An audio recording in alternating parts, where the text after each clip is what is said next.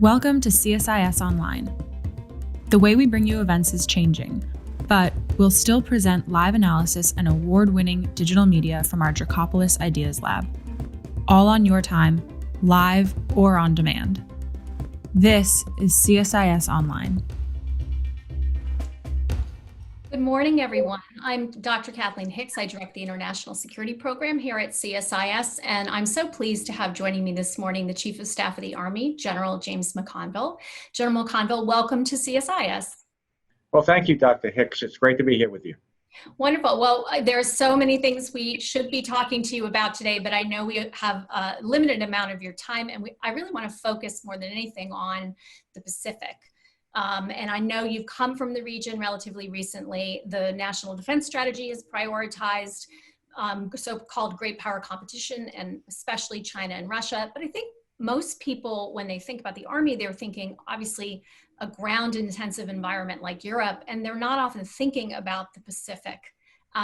Is the Pacific really a priority for the Army, and what does it mean if it is?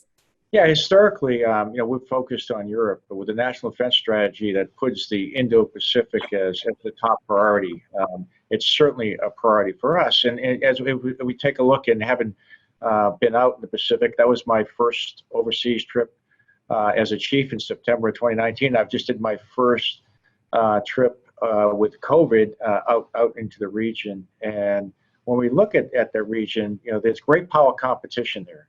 And the great power competition is really about the people, and the people reside in the land domain. But the secret to or the solution to this great power competition is really a joint force solution, and it's really with allies and partners all coming together for peace through strength. And so when you talk about the joint force and then the combined, the allied piece, let's kind of dig into those pieces. Starting with the joint piece, what do you think are the priorities you're hearing from the joint force about what the Army needs to be delivering or able to deliver, particularly in this context of the focus on, I think, what some would have called the continuum of conflict or gray zone competition, scaling all the way up to deterring significant warfare? Yeah, I think it starts with, as we talk to the combatant commander, is great power competition, and so how do we help the commander compete? And the way we do this is we provide certain capabilities. Those capabilities are things like the Security Force Assistance Brigades. So we can send them to the region. They can advise and assist our allies and partners, develop strong relationships to help them work the peace. And then we also have some other capabilities that we're standing up a new organizations called multi-domain task forces that provide the ability to do long-range precision effects. And then if we get to a conflict, they have the ability to do long-range precisions of fires, which will help deterrence. They'll also enable our other joint partners, enable maritime or Air Force maneuver against an active anti-axis area defense capability.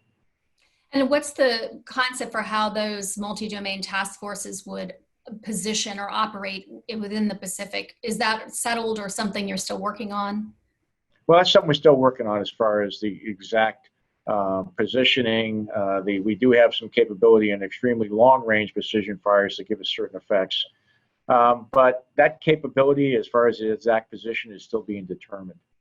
So that gets, I think, to the allies and partners piece, the combined forces piece. As I said, I know you've come from the region recently. You've been there previously. What are you hearing from your counterparts in the ground forces and the armies of the Pacific, and what they're looking to have from the United States and from the Army specifically? Yeah, what they want is a strong friendship, a strong partnership. They want a free and open Indo-Pacific. They want to be able to have a stable and secure area. They're very, concerned about neighbors, and no one wants to have any type of conflict out there because, as we all know, there's so much trade going on that it's so important to the global economy. But they do want to, it's in their interest to have a safe and open Indo-Pacific, and that's what they want us to help them with. Yeah, and there's obviously a significant concentration of Army forces in Korea, in South Korea. I'm racking my head to think, in other areas, are you finding there's appetite for more forces on the ground, or is it more of the in the category of exercises and activities and engagements at the senior level with you and your subordinates? Yeah, I think it's a range of activities. It starts at the international military education and training programs where they come to our schools. We work very, very closely there. Some are interested in foreign military sales, is purchasing equipment. So there's interoperability between us. Some are very interested, once getting that equipment, that we have advise and assist capability that can enable them to be much better at the equipment. And in others, they want to train with us, and some want to come to our combat training centers. Some want us to train with them in their country. So there's a variety of things we're doing to increase that capability between the partners, depending on what their desires are. Yeah. The other major dynamic, in addition to the allies, is of course China itself, North Korea as well. Can you talk a little bit about, in the case of China, how you think that U.S.-China dynamic, particularly as it relates, of course, to the Army and your mission set, what does success look like in terms of how you position what you're doing with allies and as part of the joint force? As I talk to the allies and partners in the region, the last thing that anyone wants is some type of conflict, and so great power competition does not mean that there's a great power conflict, and we all need to work to avoid that type of thing. But at the same time, many of these countries, they do want a free and open Indo-Pacific because they need to fish, they need to have access, they need to be able to do the things that they need to do for their economy. And so what they're interested in is really stability and security in the region, and so all can prosper. China, most recently, probably for folks watching ground force efforts and the PLA, has gotten into border incursions with India. It's not the first time that those have happened. There's historical border disputes, but they were deadly. And India itself is a growing element of the security environment. Can you speak to the degree to which you're focused on the India-China dynamic? Well, I think India is a very important country in the region. And we kind of just show we used to be, Pacific Command. Now it's actually Indo-Pacific Command, reflecting just how important they are. And India and us share a lot of common interests. And as a result, I think there's opportunities for that relationship and partnership, and those discussions are certainly possible in the future. Yeah, and what are the priorities that you've heard, if you've heard them yet, from the Indians, again, with regard to their ground forces or cooperation with the Army? Because that's historically, they've been focused on the India-Pakistan dynamic, and ground force capabilities are very important to that. Are they still quite focused on their ground forces? Well, I think again, I tend to talk to the ground forces. So as we talk to the Indian Chief of Staff of the Army, he's certainly focused on the ground forces. And then as we have discussions, we're looking for common interests and how we can improve the relationship. Yeah. Let's talk about the trip you just came from. You met with your counterparts in a couple other countries in Southeast Asia. Can you speak a little bit about what you heard in the midst of COVID and in the midst of this competition between the United States and China? Yeah, first of all, many of the countries are very, very concerned about COVID. COVID is affecting the entire globe. And even during my travel, I was tested many, many times on national television and in Thailand, just to make sure that as we move through the region, that COVID is not spreading. So all the countries are very, very concerned with that. We're all aggressively working on some type of vaccine and some type of therapeutic to do that. So they're very, very interested in what we're doing, and what, once we discover that we can share. And again, most of the partners, again, they're very concerned with some of the activities of the competitors out there that's going to limit their capability to do the things that they need to do for their economy, to have a free and open trade. So that is what their biggest concern. They don't want to have to choose between partners when it comes to the economy, because they're all dependent on the partners out there for the economy, and we have to respect that and respect their interests. With COVID being such a predominant factor in the environment, as you say, globally and certainly in that region, and the degree of Chinese influence campaign activity around it, are you looking at, I would just call it health diplomacy, as something that the Army can help provide to allies and partners who are looking for help on whether it's vaccine or therapeutics or logistics, anything like that? Yeah, I think there's certainly opportunities there. As we build relationships with these countries, and certainly we're doing some very aggressive work with Operation Warp Speed to get a vaccine, and part of that is even the therapeutics that we can help treat that. And with our allies and partners, once we have that capability, we certainly want to share. And we're doing some sharing right now within the region that the Indo-PACOM Command is working within his program to do that. But there's certainly that capability. So one of the big issues right now at this point is we have the National Defense Authorization Act through both chambers. We obviously are awaiting the end game, if you will, which involves conference and the president signature, et cetera. But I think we have a general sense of the overall budget top line. And there's a lot of talk about, regardless of what happens in the national election, there's certainly pressure on defense. Are you concerned about the Army's ability to deliver in the Pacific related to defense top line, or would you describe concerns in a different way?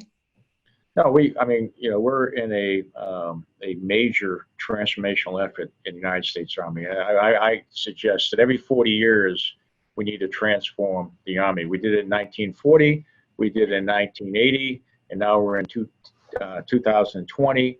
And we have some major modernization efforts going on. It's not just new equipment, it's new doctrine, it's new organizations, it's a talent management program. All these things are coming together. They're going to set the course for the next 40 years. They're going to allow us to have overmatch and great power competition. So I think it's very, very important that we can continue these efforts, and the top line and resources are going to allow us to do that. What are the priorities that you have? I know you have, of course, 6 modernization priorities. Welcome to speak to that. But then more broadly, what are the priorities for that Army transformation? And again, maybe specifically thinking about the Indo-Pacific competition dynamic.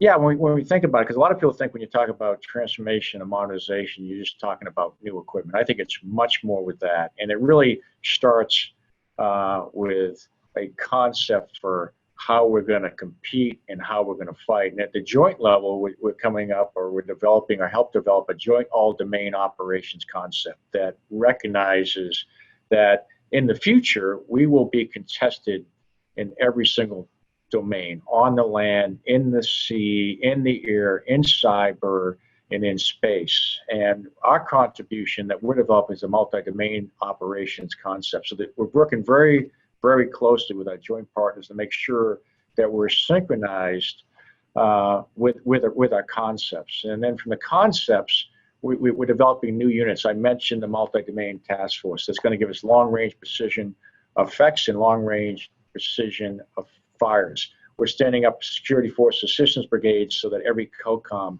has this capability so they can advise and assist. We're taking a hard look at how we're going to do information operations in the future, because we know that our competitors are doing disinformation operations all the time. And we're taking a look at how we train. We're going to take advantage of the technology. So where we used to have what we call DIRT training areas, combat training areas, now we have cyber ranges so we can learn, practice what we're doing in cyber. We're using virtual reality and augmented reality to train our soldiers to take advantage of that. And then our 6 modernization priorities with long-range precision fires, a new vehicle to replace the Bradley. We have 2 new aircraft coming in.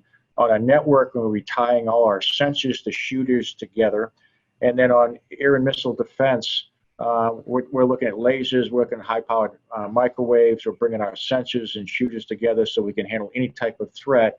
And then we're doing things to make our soldiers more lethal with some of the systems we're developing for our ground. So, and really, I think most importantly is we're doing a lot in talent management. You know, we talk about new stuff, but it's moving our industrial age personnel management system to a talent management system. Okay, well, sorry we lost you. It came up, and you know we'll come back around. But you know, as far as when it comes to transformation and getting the force ready for the next 40 years, one of the most important things we're doing is with talent management. And what we're doing is we're taking an industrial age personnel management system that's been in place and moving to a 21st century talent management system that's going to allow us to compete for talent, where we no longer manage everyone as interchangeable parts. We actually manage individuals by their knowledge, skills, behavior, and even preferences, which is kind of blasphemous in the Army, the idea that we want to know what they want to do and where they want to go.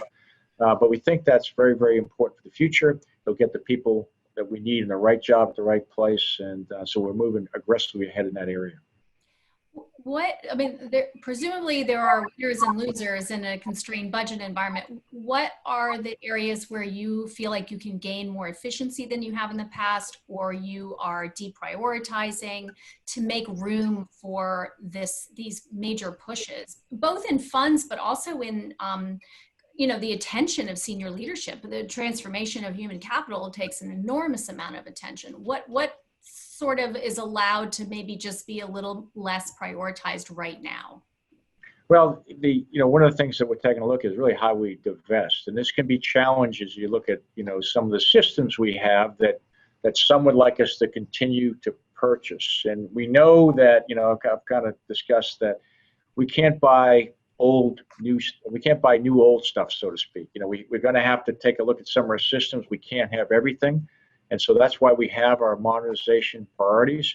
We know we need long-range precision fires. That's our number one priority. And so, we're developing hypersonic capability right now. We've been successful in our tests.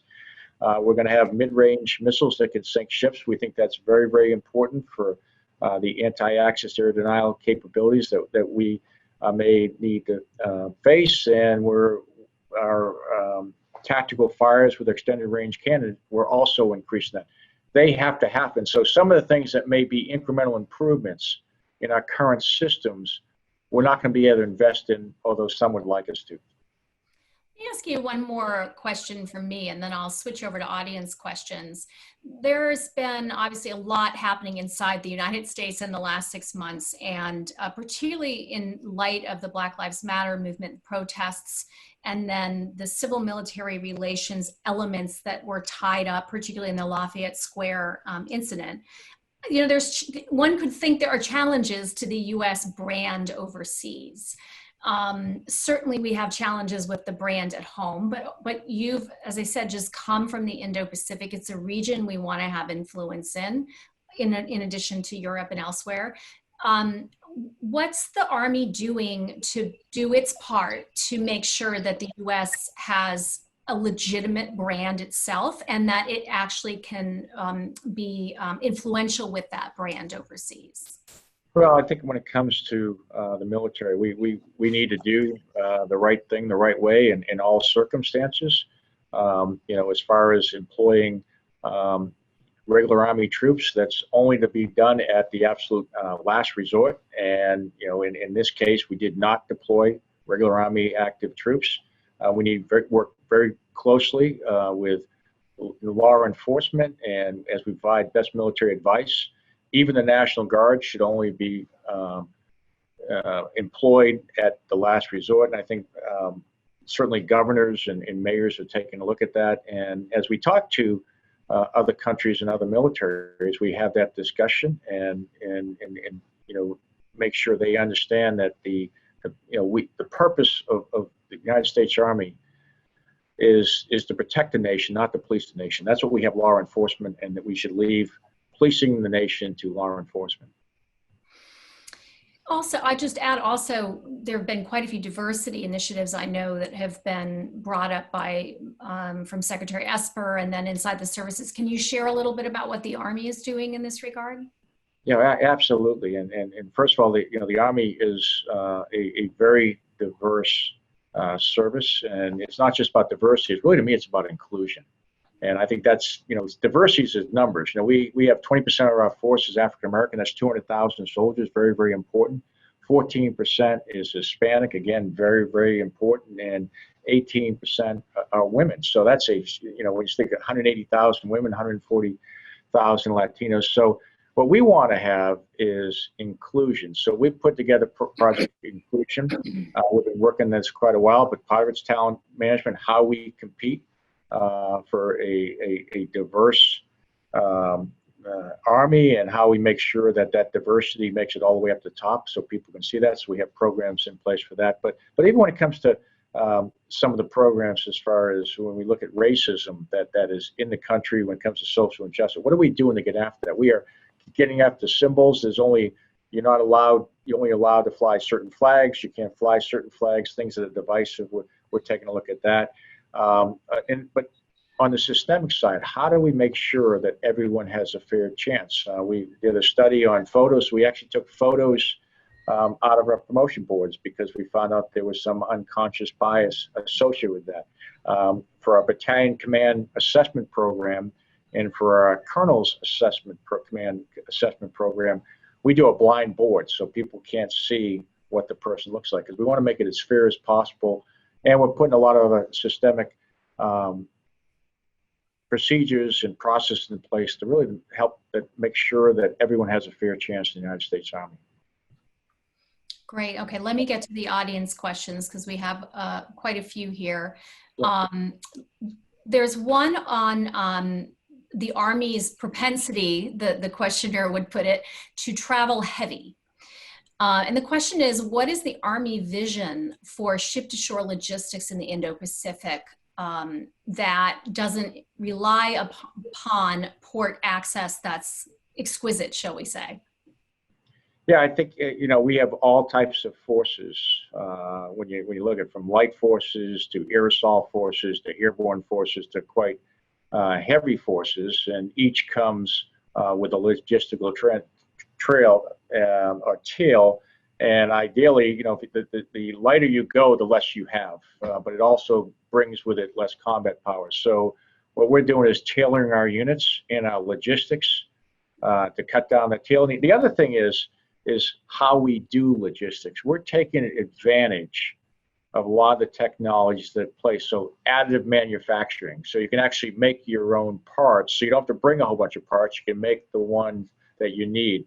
Put artificial intelligence systems on our weapon systems, so you don't change parts until you absolutely need to. You can get that type of feedback, and then you have a system that only brings the parts forward that you need. We're doing much more on efficiency when it comes to fuel with vehicles, and even looking at how we can go to hybrid type vehicles and save on fuel. So we recognize the challenge of logistics. And, as we like to say in the Army, amateurs study tactics and professionals study logistics, because that really drives what we need to do. And we are getting after that. And again, moving into the information age when it comes to logistics.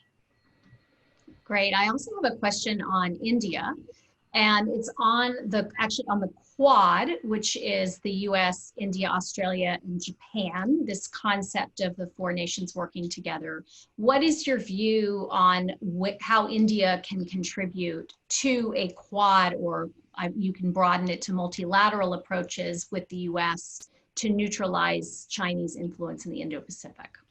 Well, I think all those countries are extremely important in the region, and as we follow, we'll leave the diplomacy and the strategic relationships to the State Department. From us, what I think we provide is good military to military relationships, and from my role, it's really with the chiefs of staffs. And again, if you take a look at the armies are very, very important in those regions, so the chief of staffs tend to be very, very important. So having a strong military to military relationship with my counterparts, and finding out where we have common interests and where we can work together is very, very important. And, with those chiefs, we have good relationships.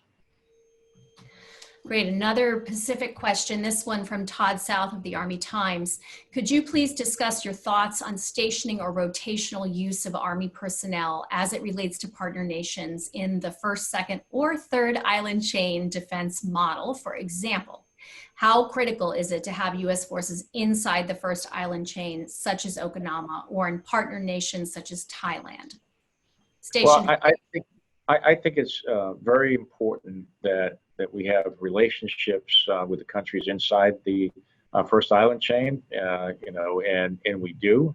And as far as the ability to do exercises and train, we think that's very, very important. We think it's very, very important to have advisors with our partners and allies. We take a look at who we actually have collective defense agreements with. There's 7 in our country as a whole, and 5 of those are in the region. So when you think about, Japan, Philippines, the Republic of Korea, Thailand, and Australia, New Zealand, those are the countries that we have defense agreements. So we think it's very, very important to make sure those partnerships are strong and that we work together. So I have another question on the region, and this one is about India and its potential for contributing through what's commonly called the Quad, which is the notion of a US, Australia, Japan, India multilateral set of networks that can work in the defense realm. So General, whether through the Quad or otherwise, what is your sense of how India might be best able to help, as the questioner asks, neutralize, quote unquote, China's influence in the Indo-Pacific? Well, I do think that India is a very important country in the region. I think we've recognized that as a country by defining the Pacific as Indo-Pacific right now. And we do have defense agreements with Japan and Australia already. And I think that adding India, if they were willing and they could make this the agreement, that would be very, very helpful for the stability and security in the region. Great. Okay. And just a few questions, a couple on basing arrangements. We've talked about some of these, but one specifically on the Europe, particularly the Germany basing decision. And the question reads, as stated in the Pentagon's strategic approach, the region, the Indo-Pacific region, is DoD's priority theater. How will this affect U.S. Army force posture in Europe in the foreseeable future? To what extent is the Trump administration's decision to withdraw troops, some amount of troops, from Germany related to this? And what kinds of capabilities are critical for deterring Russia that the Army should still be providing? Yeah, I think when we at least we're looking at Pacific, we know that there's been some announcements made actually today on units that may be coming out of Europe or going back to Europe. And what we're going to have to do in the Army is do a posture review. But right now we have enough forces committed in the Pacific to do what we need to do. And what we're doing in the Army is actually developing those new units that we think are critical, like the multi-domain task forces that we think in the future are going to provide us the capabilities that we think we need for long-range precision effects and long-range precision fires if required in the region. And I think the questioner was also interested in what capabilities would you like to see Europe developing in light of the fact that the United States has set the Indo-Pacific as its priority theater? What would you hope others can provide in support of the common security goals we have in Europe? Well, we'd like all the countries to work very closely together as we take a look at competition. Again, we've got great power competition going on in Europe. I think each country doing their fair share and having a strong military that can work together is a very, very strong force to deter any type of malign activities in Europe. And so we want everyone to contribute.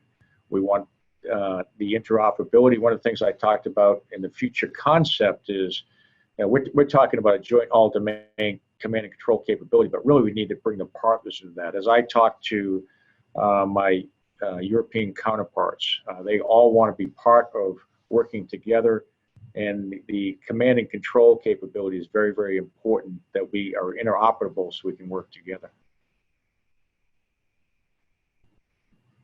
So we have one last question, and it's on intermediate range forces. And the question is whether you would be supportive in the Indo-Pacific of land-based capabilities for strike that fit in that definition, whether preemptive in nature or defensive. Well, I think we want to have capabilities. I talked a little about this before when it came to long-range precision fires. We are developing a hypersonic capability, which has a very long range. We're developing mid-range capabilities that will have an anti-ship capability. We certainly want to bring to the national leadership options that they can use if required for an anti-access area denial capability. And then the question becomes where they're positioned and where they're postured would be a decision that would come later. General McConville, you've been so gracious with your time. I just want to ask one last question, and it loops back to your earlier comment on concepts and transformation and all the elements that go into it. And you mentioned the joint concept being developed as well as the Army's efforts. Do you have a sense of the timeline for the process, at least the first iteration of the process of the concept development, and what we might look for signs that those concepts are beginning to influence organization, design, as you mentioned, and modernization? Yeah, what we see right now is really, it's happening as we speak. There's a lot of experimentation going on, even monthly, even during COVID, over the next year. So, the concept is being developed, but it's really being developed based on experimentation. So we're bringing together joint forces elements and making sure that they can work together and conduct multi-domain type operations. So you can have air, you can have ground, long-range precision fires, and we're all working so we can tie all our sensors and shooters together. And we're experimenting to make sure we can see that work. And that's helping drive the concept that we're developing. Well, I really want to thank you for your time talking about the Pacific, talking about what the Army has as priorities. It's a very challenging environment, and it's probably just going to get more challenging. So I'm really grateful that you are there at the helm at the Army and for everything that your soldiers are doing. Everyone, please help me in virtually thanking General James McConville, Chief of Staff of the Army. Have a great day. Oh, thank you, Dr. Hicks. It was great to be with you.